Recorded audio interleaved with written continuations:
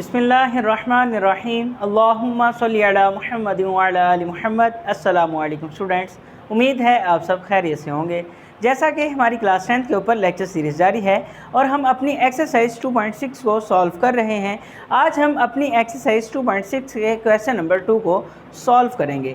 इसको सॉल्व करने से पहले मैं आपको बताता चलूँ, इसके अंदर एक वर्ड यूज़ हो रहा है कि ज़ीरो ऑफ द पोलिनोमियल। कोई भी एक नंबर होगा कि कहेगा कि ये नंबर इस पोलिनोमियल फॉर्म का क्या है, zero of polynomial. For example आपके पास कोई भी एक फॉर्म है 2x² प्लस 3x प्लस 2, ये एक कोई पोलिनोमियल फॉर्म है और कहता है कि 3 जो है is the polynomial of is the zero of polynomial. Means कि ये 3 एक ऐसा नंबर है जिसको हम अगर इस पोलिनोमियल फॉर्म के अंदर यूज़ करें तो हमारे पास रिमाइंडर जो है वो क्या आना चाहिए, हमारे पास ज़ीरो आना चाहिए। हमने पिछले क्वेश्चन के अंदर दो ही बातें सीखी हैं, एक क्वोशंट फाइंड करना और एक रिमाइंडर। जो लास्ट पे वैल्यू होती है उसको रिमाइंडर कहते हैं और बाकी सारी वैल्यू आपके पास क्वोशंट होती है। तो ये ज़ीरो ऑफ पोलिनोमियल का मतलब है कि जो नंबर हमारे पास गिवन होगा वो एक ऐसा नंबर है कि अगर उसको आप पोलिनोमियल फॉर्म के अंदर यूज़ करें तो उसका रिमाइंडर जो है आपके पास हमेशा ज़ीरो आना चाहिए। इसका मतलब है कि ये क्या है, 3 is the zero of polynomial. इस पोलिनोमियल का 3 क्या है, ज़ीरो है। इसका मतलब है कि हम कह देंगे कि if 3 is the polynomial of ये इस फॉर्म का, इस पोलिनोमियल का, उसके बाद इसको सिंथेटिक डिवीजन के साथ सॉल्व करेंगे। बाद में हम कहेंगे कि जो आंसर आएगा, जो रिमाइंडर आएगा उसको हमने ज़ीरो के इक्वल रखना है। तो वो कैसे रखना है, हमने इस रूल के ज़रिए रखना है, zero of the polynomial rule के ज़रिए। कि हमें पता है कि जब भी अगर वर्ड यूज़ हो जाए कि ज़ीरो ऑफ पोलिनोमियल तो इसका मतलब है कि उसका रिमाइंडर ऑलवेज़ क्या होना चाहिए, ज़ीरो होना चाहिए। जो भी आंसर आएगा उसको आप ज़ीरो के इक्वल पुट कर देंगे और वहाँ से आप h की वैल्यू को फाइंड आउट किया करेंगे। अब हमारा क्वेश्चन है, कहते हैं find the value of h की वैल्यू को आपने फाइंड आउट करना है, या h कह लें, h की वैल्यू को आपने फाइंड आउट करना है। किस तरह, bye synthetic division, synthetic division के मेथड से, जो कि हम क्वेश्चन नंबर 1 के अंदर पढ़ चुके हैं। और इसके अंदर उसने कंडीशन बताई है कि 3 is zero of the polynomial. ये जो पोलिनोमियल फॉर्म हमारे पास गिवन है इसका ये हमारे पास क्या है, ज़ीरो ऑफ पोलिनोमियल है। हमने इस फॉर्म को सिंथेटिक डिवीजन के साथ सॉल्व करना है, ये इसका डिवाइज़र होगा।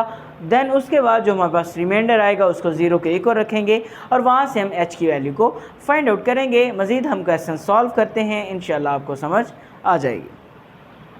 अब हमारे पास ये एक पोलिनोमियल फॉर्म है। जिस तरह हम पोलिनोमियल फॉर्म को सॉल्व करते थे, सेम उसी तरह आप इस पोलिनोमियल फॉर्म को भी सिंथेटिक डिवीजन की फॉर्म के अंदर लिख लेंगे। आप क्या करते हैं कि आपके पास सबसे पहले आप लिख लें कि इसके बाद इसको कि हमारे पास polynomial form p of x जो है वो क्या है, 2x³ माइनस 3hx²। अब x³ के बाद x² के बाद कौन सी फॉर्म होती है, x वाली, लेकिन x वाली फॉर्म हमारे पास मौजूद नहीं है। आप चाहें तो यहाँ पे भी लिख सकते हैं कि 0x प्लस 9 ना लिखें तो आपने जब यहाँ पे सिंथेटिक डिवीजन की फॉर्म के अंदर लिखना है तो वहाँ पे x की जगह पे आपको ज़ीरो मेंशन ज़रूर करना होगा। अब आप पिछले क्वेश्चन के अंदर आप क्या करते थे, a की वैल्यू लिखते थे। जो हमारे पास कोई ना कोई फैक्टर मौजूद होता था वहाँ से हम a की वैल्यू को फाइंड आउट करते थे। अब यहाँ पे जो हमें उसने ज़ीरो ऑफ पोलिनोमियल दिया है वही a की वैल्यू है। हम यहाँ पे क्या लिखेंगे, ज़ीरो ऑफ पोलिनोमियल, ये हमारे पास इक्वल है a के, और a हमारा किसके इक्वल है जी, 3 के। इसका मतलब आप सिंथेटिक डिवीजन वाली फॉर्म लिखेंगे, 3 को आपने बाहर लिखना है और इनके कोफिशिएंट्स को आपने उसके अंदर लिखना है। अब आपने क्या कर दिया, यहाँ पे आपने वो सारी फॉर्म लिख ली। दो लाइंस आप ड्रा करते हैं, यहाँ पे इनके कोफिशिएंट लिखते हैं जो आपके पास पोलिनोमियल फॉर्म होती है। यहाँ पे आपके पास 2 आ गया। उसके बाद इसका कोफिशिएंट x² का कोफिशिएंट देखेंगे, खाली 3 नहीं देखेंगे बल्कि h भी इसका क्या है, कोफिशिएंट है। यहाँ पे हमने क्या लिख दिया, -3h लिख दिया। उसके बाद हमारे पास x वाली फॉर्म है, उसका कोई कोफिशिएंट मौजूद नहीं है तो हमने वहाँ पे उसकी जगह 0 लिख दिया। उसके बाद कांस्टेंट टर्म है, उसकी जगह हमने 9 लिख दिया जी। अब हमने क्या करना है कि हमारे पास जो a की वैल्यू होती है वो क्या है 3, उसको हम बाहर रख देते हैं। और हमारे पास हमने पढ़ा कि जो हमारा पहला एलिमेंट हमने सीखा सिंथेटिक डिवीजन के अंदर, जो भी पहला एलिमेंट होता है उसको हम एज इट इज़ नीचे मूव करवा देते हैं। यहाँ पे हमने इसको नीचे मूव करवाया तो ये हमारे पास क्या आ गया 2। अब जो आपके पास यहाँ पे आंसर आता है उसको आपने इस डिवाइज़र के साथ मल्टीप्लाई करवाना होता है। यहाँ पे 3 2 आपके पास क्या आ गया जी 6। जो आंसर आता है आप उसको अगले एलिमेंट के नीचे लिख देते हैं और इन दोनों को आपने क्या करना होता है जी ऐड करना होता है। अब इन दोनों को ऐड कर देंगे तो हमारे पास क्या आ जाएगा -3h + 6, इस तरह भी लिख सकते हैं। या प्लस वाले को पहले लिखना चाहें तो आप 6 + 6 - 3h भी लिख सकते हैं, क्योंकि -3h जो है वो माइनस का है और 6 आपके पास प्लस का है। इन दोनों फॉर्म्स के अंदर आप इसको लिख सकते हैं। हम लिखते हैं हमारे पास यहाँ आप पहले ऊपर वाली वैल्यू लिखी आपने -3h, उसके बाद प्लस करना है आपने नीचे वाली वैल्यू को, तो वो आपके पास क्या आ गई +6। अब जो आंसर आता है उसको आपने अगेन क्या करना होता है डिवाइज़र के साथ मल्टीप्लाई। आपने 3 को इनके साथ मल्टीप्लाई करवा दिया, तो कैसे मल्टीप्लाई करवाते हैं आपको पता है 3 × -3h + 6 है, तो आपने 3 को पहले इस वैल्यू के साथ मल्टीप्लाई करवाना है फिर इसके साथ, तो 3 3 आपके पास क्या आ जाएगा 9 माइनस प्लस माइनस 9h + 6 3 18। इसका मतलब आपके पास फॉर्म क्या बन गई -9h + 18 आ गया। तो आपने यहाँ पे क्या लिख दिया -9h + 18 आ गया। अब इस फॉर्म को 0 में ऐड करेंगे तो कोई फ़र्क नहीं आएगा, तो हमारे पास क्या आ जाएगा ये एज इट इज़ नीचे इसी तरह मूव हो जाएगा। अब आपने अगेन इस फॉर्म को 3 के साथ क्या करना है जी मल्टीप्लाई करवा देना है। 3 को जब मल्टीप्लाई करवाएंगे तो 9 3 आपके पास क्या आ जाएगा 27। कौन सा माइनस का, क्योंकि माइनस मौजूद है यहाँ पे प्लस है, माइनस प्लस -27h प्लस अब 18 को भी 3 के साथ मल्टीप्लाई करवाया तो आपके पास क्या आ जाएगा 54 आ जाएगा। अब ये कैसे आया, अगेन आप क्या करें इसी तरह 3 और इस फॉर्म को मल्टीप्लाई करवा दें। 3 × -9h + 18। 3 पहले इस फॉर्म के साथ मल्टीप्लाई होगा, देन आप दूसरी फॉर्म के साथ मल्टीप्लाई होगा, तो मल्टीप्लाई करवाया तो साइन से मल्टीप्लाई हुआ तो माइनस, फिर कांस्टेंट ने कांस्टेंट से मल्टीप्लाई होना होता है, तो 9 3 27। और अगर आपके पास कोई वेरिएबल इस तरह का आ जाए जो दोनों के साथ मौजूद नहीं, तो वो एज इट इज़ वैसे का वैसे ही आ जाता है।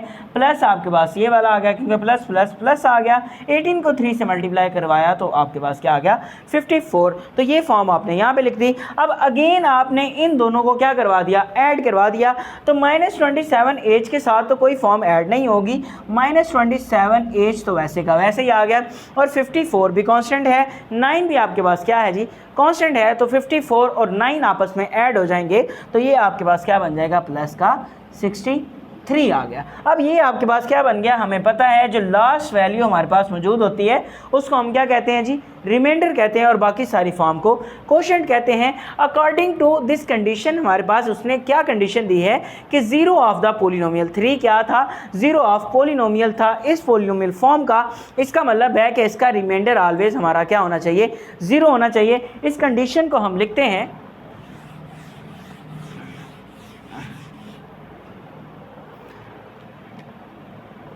हमने लिखा कि सिंस 3 इज 0 ऑफ पोलिनोमियल, हमारे पास 3 जो है वो 0 ऑफ पोलिनोमियल है। यहाँ पे इसका इससे पहले आप क्या लिख लें, इसका रिमाइंडर आपके पास क्या आया। अब इन क्वेश्चंस के अंदर आपको जस्ट रिमाइंडर की ज़रूरत होगी। आपका रिमाइंडर क्या आया -27h + 63। ये आपने पहले इसका रिमाइंडर लिख लिया। उसके बाद आपने लिखा सिंस 3 इज़ 0 ऑफ पोलिनोमियल, तो इसका मतलब अगर ये 0 ऑफ पोलिनोमियल है तो आपका रिमाइंडर क्या होना चाहिए 0 होना चाहिए। तो इसका मतलब r आपके पास क्या है 0 के इक्वल। अब r की वैल्यू आपने फाइंड आउट की है, वो आपके पास ये है। इस r की जगह आप इस वैल्यू को फाइंड आउट पुट कर देंगे, तो सो इसका मतलब आपने क्या लिख दिया कि -27h + 63 इज इक्वल टू क्या होगा 0 होगा, क्योंकि कंडीशन के अकॉर्डिंग हमारे पास रिमाइंडर ऑलवेज क्या होता है 0 होता है। तो जो भी रिमाइंडर आएगा आप उसको 0 के इक्वल पुट कर देंगे। ये आपको मैं इसीलिए आराम से ये क्वेश्चन समझा रहा हूँ कि आपको अगर ये क्वेश्चन समझ आ गया तो इस तरह का अगर कोई भी क्वेश्चन आ जाए तो आप उसको सॉल्व कर सकते हैं। और इसी तरह का हम कोई एक इसका पार्ट करेंगे और एक पार्ट आपका होमवर्क होगा। अब यहाँ से आपने एज की वैल्यू को फाइंड आउट करना है। ये प्लस का है, उधर जाके पहले एज जिसको फाइंड करना होता है वो एक तरफ रहता है, बाकी वैल्यूज़ दूसरी तरफ चला जाती हैं। -27 इसी तरफ रहा, ये प्लस का है, इधर जाके माइनस का 63 हो गया। माइनस माइनस के साथ कैंसिल आउट, एज की वैल्यू फाइंड करनी है तो 27 मल्टीप्लाई हो रहा है, उधर जाके डिवाइड हो जाएगा। H is equal to 63 over आपके पास क्या आ गया 27 आ गया। अब 63 को 27 के साथ आप कैंसिल आउट करना चाहें तो आपके पास क्या आ जाएगा 9 का टेबल अगर आप पढ़ें तो आपके पास यहाँ पे 9 7 सा 63 आ जाएगा और 9 3 सा आपके पास क्या आ जाएगा 27 आ जाएगा। यहाँ से एज की वैल्यू आपके पास क्या आ गई 7/3 और यही आपका आंसर है। आप इसका स्क्रीनशॉट ले सकते हैं। इसका थर्ड पार्ट है आपके पास सेम उसी तरह आपने इसमें से भी एज की वैल्यू को फाइंड आउट करना है और -1 आपके पास यहाँ पे इसका 0 ऑफ पोलिनोमियल है। अगेन आपने सबसे पहले क्या लिखना है कि आपके पास इसकी पोलिनोमियल फॉर्म जो है वो क्या है p of x is equal to 2x³ plus, अगर आप चाहें तो यहाँ पे भी मैंने बताया है कि जो चीज़ मिसिंग हो उसके साथ 0 लगाकर लिख सकते हैं ताकि आपको यहाँ पे कन्फ्यूजन ना हो। अब x³ के बाद x वाली फॉर्म है, इन दोनों के दरमियान x² वाली फॉर्म आती है वो मौजूद नहीं है तो आप उसकी जगह लिख सकते हैं 0x² प्लस 5hx माइनस आपके पास 23। ये पोलिनोमियल फॉर्म है और मैंने आपको बताया कि जो आपके पास 0 ऑफ पोलिनोमियल होता है वो आपके पास a की वैल्यू होती है और यहाँ पे a की वैल्यू आपके पास क्या आ गई -1 आ गई। अब आपने क्या किया बाय यूजिंग सिंथेटिक डिवीजन, आप बेशक यहाँ पे लिख लिया करें खूबसूरती के लिए, बाय यूजिंग सिंथेटिक डिवीजन आपके पास सेम उसी तरह आपने दो लाइंस ड्रॉ कर दी। जो आपके पास इसके कोफिशिएंट्स हैं आपने उनको राइट कर दिया। आपके पास इसका कोफिशिएंट पहला 2 है, उसके बाद x वाली कोई फॉर्म नहीं तो 0 है, उसके बाद x वाली फॉर्म है तो उसकी जगह 5h है, उसके बाद कांस्टेंट जो है वो आपके पास -23 है। अब आपके पास जो a की वैल्यू है उसको आपने बाहर रखना है, पहली वैल्यू को एज इट इज़ नीचे मूव करवाना है।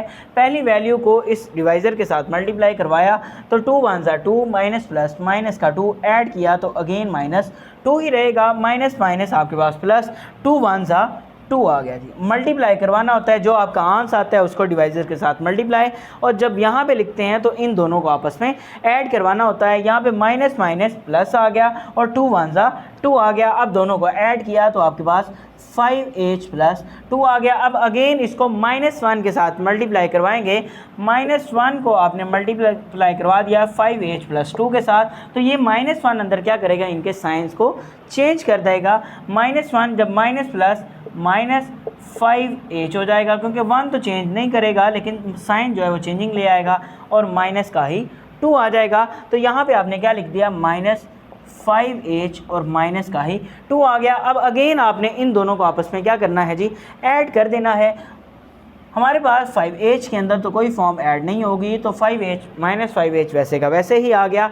-23 और माइनस का ही 2 है, दोनों के साइन एक जैसे हों तो बड़ी वैल्यू का साइन आता है, लेकिन दोनों को आपस में ऐड करवाया जाता है। 23 और 2 आपके पास क्या आ गया, 25 आ गया। ये आपके पास इसका क्या आ गया जी, रिमाइंडर आ गया। अब यहाँ पे आपने लिख दिया कि आपके पास इसका रिमाइंडर जो r है वो इक्वल है -5h -25 के जी, ठीक है जी। अब इसके बाद हमें पता है कि हमारे पास -1 जो है वो हमारे पास क्या है, 0 ऑफ पोलिनोमियल है। हमने लिख दिया कि सिंस -1 इज़ 0 ऑफ